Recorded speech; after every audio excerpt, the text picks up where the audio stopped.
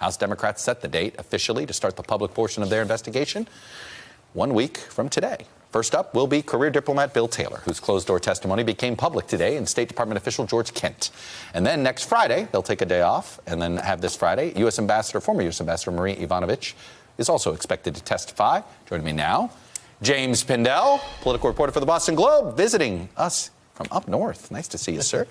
Danielle Pletka, vice president at the American Enterprise Institute and an MSNBC contributor, and Cornell Belcher, Democratic pollster and also an MSNBC contributor as well. So it does feel like if you're the president, it's a 1-2 punch. You got dealt a hit last night. I mean, the president himself, and we should play the bite because it was an amazing soundbite. On Monday, he predicted what people would say. We don't have it yet, I'm told. But he said, you're sending that big message to the rest of the country. You have to get your friends out to vote. He says, if you lose, they're going to say Trump suffered the greatest defeat in the history of the world. You cannot let that happen to me. Look, it's not the greatest defeat in the history of the world. But the fact of the matter is, the Trump effect is a negative, not a positive. And the fact is that Bevin and Republicans felt like this is going to be the galvanizing moment. In fact, this is what their own campaign is saying about 2020, is that this is all going to backfire and that people will galvanize and they'll defend him. And I think what was fascinating was particularly how this debate was framed in the final weeks, right? Was it framed, on the one hand, you had Bevin running this nationalized campaign against an opponent who was running a very localized campaign. But the opposite was true in Virginia, right? Whereas the Democrats trying to nationalize it. So on both elements here, it didn't work. Danielle, not to out where you live, but I believe you live in Frank Wolf's old district, who was a Republican congressman in Northern Virginia here, the last Republican congressman in Northern Virginia. I'm the last Republican in Northern Virginia. It is my understanding that of his old 10th district, 62% of elected officials are now Democrat. Yeah, no. Listen. I mean, it is a total suburban just flight from Trump. So you'll all appreciate this. I was about to tell you this story off air. My husband, when we got married, insisted, because he went to UVA like Larry Sabato, insisted that we move to Virginia because Maryland, which looked like my hometown and I liked better, was just too Democrat. Yeah, who got the last laugh there? Right. How's Larry Hogan doing? Versus, Cornell, what'd you learn? What I learned is that Republicans trying to nationalize election doesn't help them, even in deep red places. Look, Bevin was someone in trouble. We had a good candidate there, but I also don't want Democrats to overlearn this ideal that is simply about one or two issues.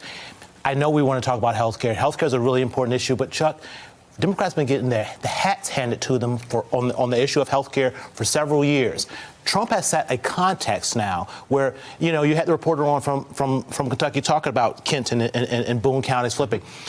You have turnout over there changing, sort of 50% more voters coming out of there, and Dem performance improving by almost 10 percentage points.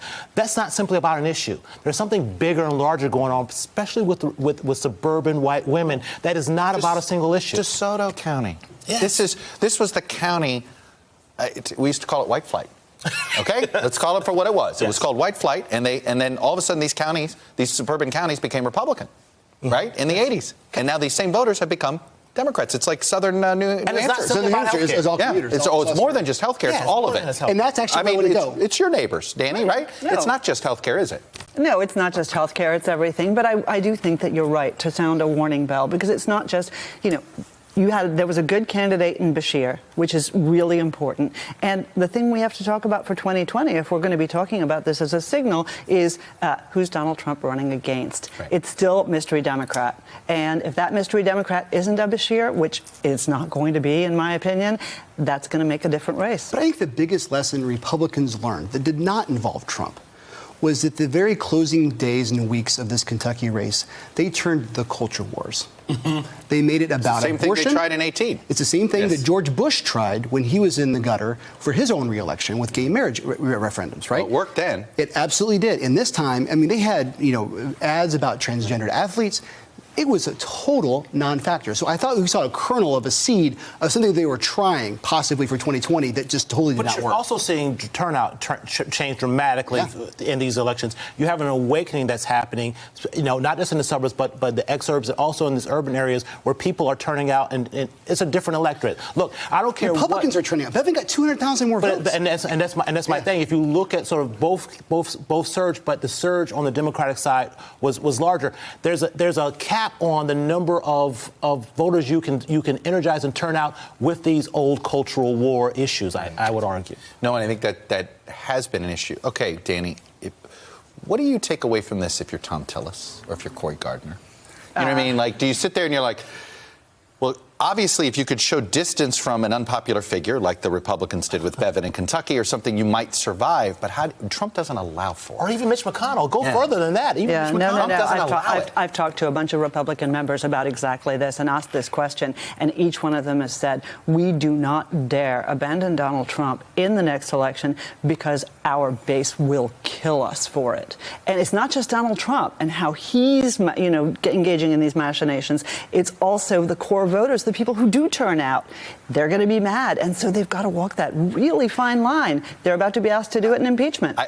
One time, Bill McIntyre, this was during the Tea Party fight, I remember this, Cornell, you'll love this, and you say, you've ever heard of I think there's an Aesop fable, the man just randomly jumped off a cliff. But you have to tell the rest of the story. He was being chased by a tiger. Like, the point was, he jumped a certain death. Okay, but he had certain deaths following him. Like, that's it. What she just described reminds me of that fable. But at some point, and I know we're partisan political hacks, but at some point, For yourself. especially you. But at what point do you do the right thing? I mean, at what point do you say, I'm going to be bigger than this moment? Look, if Mitch McConnell were on the ballot last night, Mitch McConnell would not be senator again. And you have to see those tea leaves. I think when you look at what's happening in the suburbs, I don't know if that's true. I don't know if that's true. Mitch McConnell is. I take your point that is wildly unpopular, but it's also a different electorate. If you look at, I take your point that he's got to be nervous. Look at what happened in Jefferson County. Look at what happened in Fayette County. There, those are different. Those are different electorates. There's different people turning out for those elections. If Kentucky, if deeply red Kentucky is flipping and those suburbs are flipping, Lindsey Graham's in trouble. Right? All of a sudden, Georgia's more in play. Right. It changes a lot. It changes the map. Yes. I wanted to jump in. Look, to be parochial for a second, one person I've been spending a lot of time with is Susan Collins. You mentioned her. And to talk about her pickle, she probably more than, outside of Trump, probably faces the biggest pickle ever. If she votes to keep the president in office, she loses by 7% to a very strong Democratic candidate who's raising a lot more money than Susan Collins. You have to say exact percentages here. I see that. Well, no, 7%. But go ahead, finish. And here's the fascinating thing. If she votes to remove Trump from office, and look, obviously Republicans need 20 votes, just let her do it, McConnell. It's fine. She gets crushed in a Republican primary, and we have until March for that filing period to happen. She wants the Senate trial in April, is what you're saying. Exactly. And Paula Page is watching. Paula Page. I thought he was a Florida resident. He is spending a lot of time in Maine right now. He just gave a big speech up there. He's technically endorsed her. I think, but this poll shows that she would lose to the last. I believe Chuck Schumer would pay his final for the United States. Anyway, James, Danielle, Cornell, stick around to say Paula Page still hanging around in Maine. Good reporting. Hello, YouTubers. If you're watching this, it means you've checked out our channel, so thank you. Now do me a favor, subscribe by clicking on that button down there.